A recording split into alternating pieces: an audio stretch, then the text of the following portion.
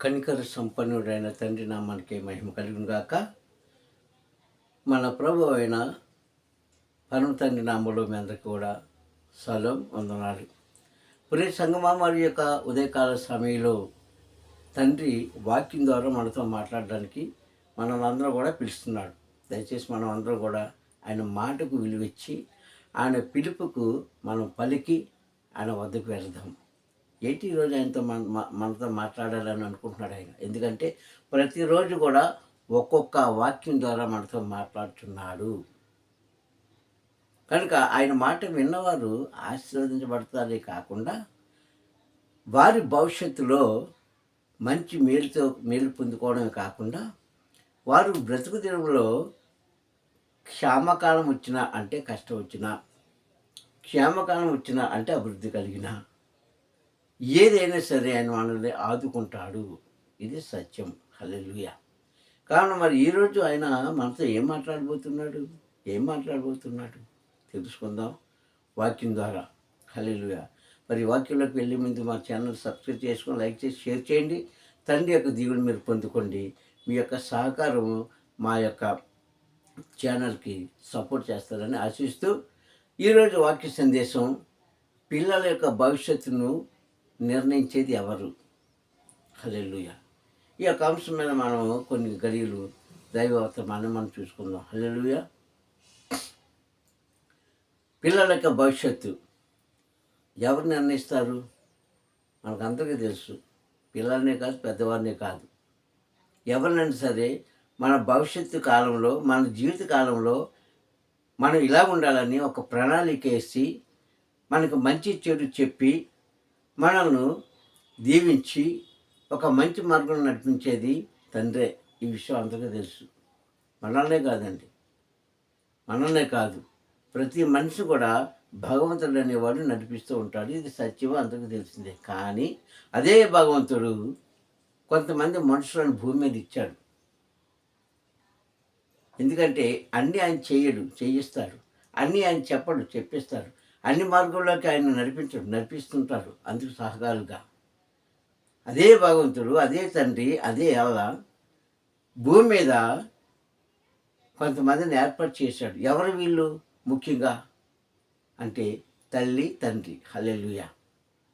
తల్లి తండ్రి అండి.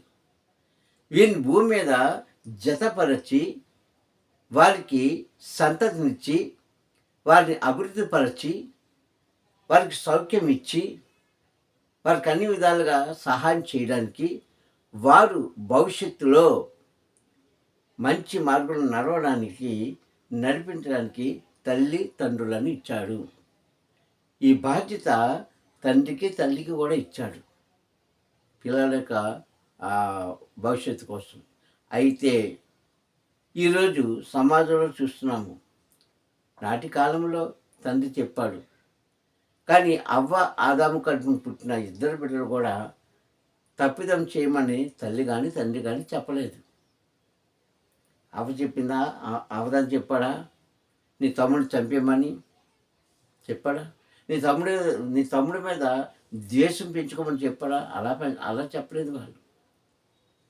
కానీ అది ఆలోచన చొప్పున వచ్చింది. ఈరోజు కూడా మానవుడు ఆలోచన చొప్పున పాడైపోతున్నాడు. ఈరోజు కూడా నాడే కాదు, నేడే కాదు, ఏ కాలంలోనైనా సరే, ఏ కాలంలోనైనా మానవుడు చెడిపోవడానికి కారణం ఏంటంటే నీలో వచ్చిన ఆలోచన. హల్లెలూయా.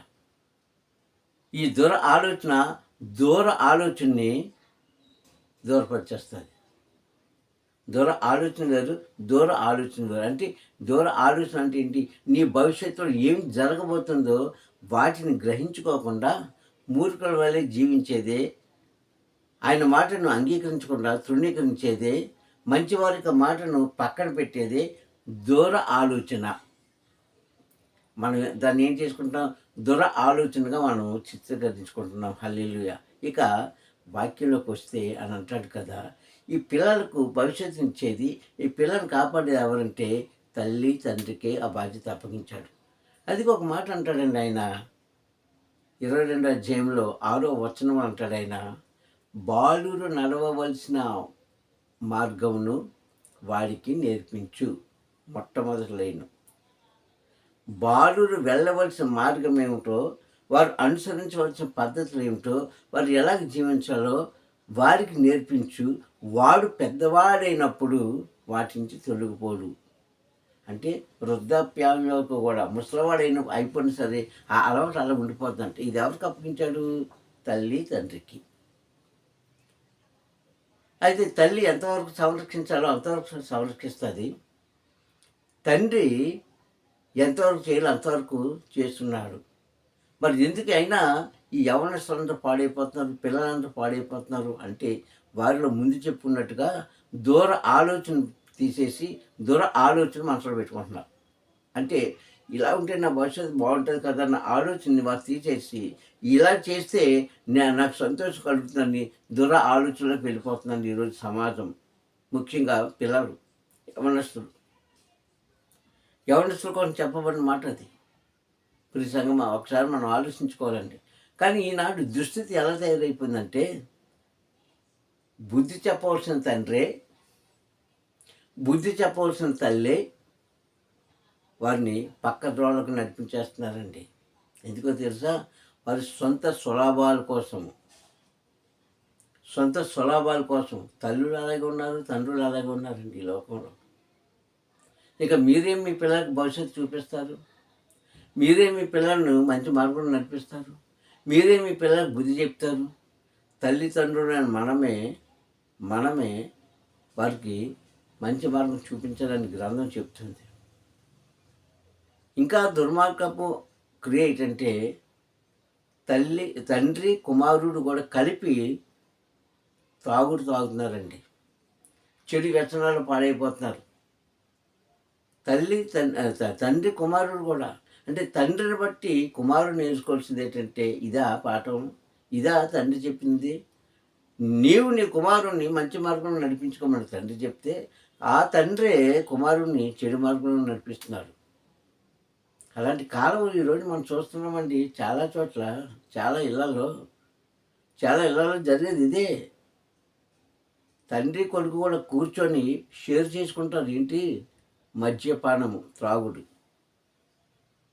మరి తండ్రి అలా చేసినప్పుడు ఈ కుమారుడు కూడా అదే చేస్తారు కదా. ఈ కుమారుడు అలా చేసినప్పుడు తన సంతతి వారు కూడా అలాగే చేస్తారు. తల్లి కూడా అంతే. యాకోబుకు పుట్టిందా చెడు ఆలోచన? లేదే. యాకోబుకు పుట్టిందా దుర ఆలోచన? లేదే. తల్లి చెప్పిందండి. తల్లి చెప్పి అతనికి ఏం చేసింది? తూలు కప్పేసింది, గొడ్డు కప్పేసింది. అతనికి లేని ఆలోచన తల్లే చెప్పిందండి రిబ్కా. అప్పుడు అతను చేశాడు? తల్లి చెప్పిన మాట విని తండ్రిని, సరిగ్గా చూపులేని తండ్రిని, యవ్వన కాలంలో ఉన్న అన్నయ్య గారు కూడా మోసం చేశాడు. అందుకే నేను అంటున్నాను, ఒక ఇంటి వారిని పాడు చేసేసే దినాల్లో మనం ఉన్నాం. తల్లిని చూసి బుద్ధి నేర్పుకునే వాళ్ళు ఉన్నారు, బుద్ధి నేర్చుకుంటున్నారు. కానీ అదే తల్లి తన కుమార్తె ఎదురుగుండా తప్పుడు మార్గంలో నడిస్తే బిడ్డలు మారుతారండి? నెవర్. మారరు వాళ్ళు. మారడు. సరికదా, నా తల్లి ఎలా చేస్తుంది కదా, నా తండ్రి ఎలా చేస్తున్నారు కదా అని తన భవిష్యత్తులో కూడా అదే మార్గంలో వెళ్తుంటాడు. తన కడుపును పుట్టిన పిల్లలు కూడా అదే నేర్పిస్తాడు. ఎందుకు? నీవే నీ పిల్లలను సరిగ్గా నడిపించలేకపోయావు. నీవే నీ పిల్లలకు సరైన మార్గంలో ఉంచలేకపోయావు. మరి నిన్ను చూసి వాళ్ళు నేర్చుకుంటున్నారే, అది తండ్రికి ఇష్టమండి. నీవే సరైన మార్గంలో నడవట్లేదు, నీవే సరిగా ఉండట్లేదు, నీవే ఆ పిల్లల యొక్క భవిష్యత్తు కోసం ఆలోచించట్లేదు. ఇంకా నువ్వేం తల్లివి, నువ్వేం తండ్రివి అని నేను అనట్లే. గ్రంథం చెప్తుందండి. ఇంకా మీరేం దంపతులు, మీరేం తల్లిదండ్రులు, ఇంకా మిమ్మల్ని చూసి పిల్లలు ఏం నేర్చుకుంటారు అంటే చెడు వ్యసనాలు నేర్చుకుంటున్నారు ఈరోజు. వాళ్ళకి ధైర్యం వచ్చేస్తుందండి. నా తల్లి ఎలా చేసినప్పుడు నేనెందుకు చేయకూడదు అన్న కుమార్తెకి, నా తండ్రి ఎలా ఉండేటప్పుడు నేనెందుకు నడవకూడదు అన్న కుమారుడికి. ఇలాగ వారి భవిష్యత్తు పాడైపోవడానికి కారణం ఈ రోజుల్లో, ఈ తరంలో తల్లిదండ్రులే. కానీ మనకు తెలిసింది ఏంటంటే మనల్ని అందరూ నడిపించేది, నా పిల్లలు నడిపించేది పరమ తండ్రి. పరమ తండ్రి నిన్ను నన్నే కాదు ప్రపంచాన్ని నడిపిస్తాడు మంచి మార్గంలో. నిన్ను నన్నే కాదండి, నీ పిల్లలు నా పిల్లలే కాదు, వాళ్ళ పిల్లలు వీళ్ళ పిల్లలు కాదు, అందరినీ నడిపిస్తున్నాడు ఆయన. కానీ నడిచేవారు ఎంతమంది, ఆయన మాట విన్నవారు ఎంతమంది, అలా జీవించేవారు ఎంతమంది అంటే ఈ రోజుల్లో తక్కువ. ఈ జనరేషన్లో చాలా తక్కువ. అందుకే తల్లికి పిల్ల కాకుండా, కుమారుడికి కుమారుడు కాకుండా నశించిపోతున్నారు. మత్తయి సువార్తలో అని చెప్పాడండి. మత్తయి సువార్తలో చెప్పాడు, కుమారుడు కుమార్తె మీదను, తండ్రి మీద కుమారుడును, తల్లి మీద కుమార్తెను, అత్త మీద కోడలను, కోడల మీద అత్తను కక్షలు పెట్టించుకుంటున్నారు అని చెప్పాడు కదా మత్తయి సువార్తలో. ఇది కారణం ఏంటంటే మనమే కారణం. కానీ మనం ఏం చేస్తాం, ఇన్ని చేసి మళ్ళా తండ్రికి మనం చేతులెత్తి ప్రార్థన చేస్తాం, మా పిల్లల్ని కాపాడు. అసలు కాపాడవలసిన బాధ్యత తల్లిదండ్రులుగా మనకిచ్చాడు. మరి మనమే వారి ఎదురుగుండా తప్పిదం చేస్తుంటే, మనమే వారి ఎదురుగుండా తాగుతుంటే, మనమే వారి ఎదురుగుండా కాని పని చేస్తుంటే వాళ్ళు నేర్చుకుంటారు. అందుకే ఇక్కడ వాక్యం బోధిస్తుంది, బాలురు నడవవలసిన త్రోవను వారికి నేర్పించు, బాలిక ఉండవలసిన పద్ధతులను వారికి నేర్పించు. ఇక్కడ పురుషుని కోసం రాశారు కానీ స్త్రీ కూడా అందులో ఉంది. పిల్లల కోసం కుమారుల కోసం రాశాడు కానీ కుమార్తెలు కూడా అలాగే ఉన్నారు. ఈరోజు ఎంతమంది అండి తల్లిదండ్రులకు వ్యతిరేకంగా జీవించేవారు కుమార్తెలు లేరా, కుమారులు లేరా? దీనికి కారణం ఏంటంటే మనం వారిని సరిగ్గా నడిపించలేకపోతున్నామేమో. చిన్నప్పటి నుంచే, చిన్నతనం నుంచే. ఇంకా నీవు నడిపించిన వారు చెడిపోరంటే అందుకు కారణం నీవు కాదు, ఎవరు కాదు. సమాజము, సంఘము, వారు బ్రతుకుతున్న జీవన విధానము, ఇవి కూడా కొన్ని కారణాలు ఉంటాయి. కానీ వాటిని గ్రహించుకొని వాటి త్రోవలు నడిపిస్తే వాడు పెద్దవాడైనాక అంటే అక్కడ చూస్తే వాక్యం ఉంటుంది. సామెతల గ్రంథం 22వ అధ్యాయంలో 6వ వచనంలో ఈ మాట రాయబడి ఉంది. సామెతల గ్రంథము 22వ అధ్యాయము 6వ వచనంలో ఈ మాట రాయబడి ఉంది. అక్కడ అంటాడు, వాడు పెద్దవాడైనాక కొటీసులో ఉంటుంది, వృద్ధుడైపోయినా అంటే ముసలివాడు అయిపోయినా సరే ఆ మార్గంలో నుంచి వెళ్ళాడు. ఒక్కొక్కసారి చూడండి, ఒక్కొక్క మనిషిని చూడండి, వారికి వారి తల్లిదండ్రులు అలవాటు చేసిన ఆ బుద్ధులు అలా ఉండిపోతాయి. అవి చనిపోయే వరకు వాళ్ళు వాళ్ళతోనే ఉంటాయి, మంచి అలవాట్లు. కానీ ఇక్కడ మనం నేర్చుకోవాల్సింది ఏంటంటే మంచి నీ ఒక్కలోనే ఉంటే సరిపోదు, మంచి నీ ఒక్కదానిలో ఉంటే సరిపోదు, అవతల వాళ్ళు కూడా ఉండాలి. ఈక్వల్గా ఉంటేనే అది సమానంగా వెళ్తుంది. ప్రేమ నీకు ఒక్కడిగా ఉంటే సరిపోదు, ప్రేమ నీ ఒక్కదానికి ఉంటే సరిపోదు, అవతల వాళ్ళు కూడా ఉండాలి. అది లేనప్పుడు నీ ప్రయత్నం వ్యర్థము, నీ ప్రేమ వ్యర్థము, నీ త్యాగం వ్యర్థము, నీ మాటలు శూన్యము. ఇది కాదు మన పిల్లలకు నేర్పించవలసింది. నిన్ను చూసి నీ పిల్లలే చెడిపోతుంటే ఇంక నువ్వు సమాజాన్ని ఏం బాగు చేస్తావు? నీ మాట నీ పిల్లలే వినలేని స్థితిలో నువ్వు ఉంచుకుంటే ఇంకా సంఘానికి ఏం బోధిస్తావు నువ్వు? నేర్చుకుందాం, ఈ గుణపాఠాన్ని మనం నేర్చుకుందాం. అందుకే పిల్లల యొక్క భవిష్యత్తు సరిచేసేది ఎవరంటే తండ్రి చేస్తాడండి. తండ్రి చేస్తాడు, నా పరమ తండ్రి చేస్తాడు. తప్పు, నీకు ఇచ్చాడు బాధ్యత, మనందరికి ఇచ్చాడు. మనం చేయవలసింది చేసి ఆపై అని చేతికి అప్పగించాలి.